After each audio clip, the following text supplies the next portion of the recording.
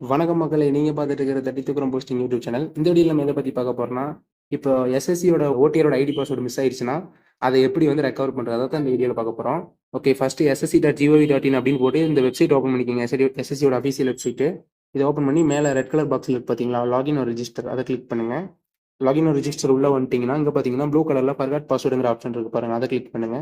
Forgot password click பண்ணி next வந்து first இதில் டாட் இருக்கா, get verification code or email கேட்டிருக்காங்க.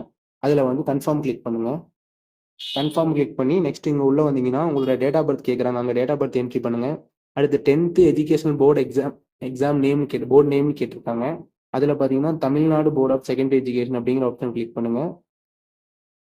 Tamil Nadu board of secondary education இந்த ஆப்ஷன் கிளிக் பண்ணி அடுத்தது email ID or mobile number போட்டிங்கன்னா இது போட்டு ஓகே கொடுத்தீங்கன்னா இந்த இப்போ ஃபோன் நம்பர் கொடுத்தீங்கன்னா அந்த ஃபோன் நம்பருக்கு ஒரு ஓடிபி வரும், மெயில் கொடுத்தீங்கன்னா மெயிலுக்கு ஒரு ஓடிபி வரும். அந்த ஓடிபி வந்து என்டர் பண்ணிட்டீங்கன்னா கீழே வந்து நியூ பாஸ்வேர்டு கன்ஃபார்ம் பாஸ்வேர்டு கேட்கும். அது ரெண்டையும் கொடுத்து கன்ஃபார்ம் கொடுத்துட்டீங்கன்னா அவ்வளோதான், அவங்க ஐடி பாஸ்வேர்டு கிடைச்சிருச்சு.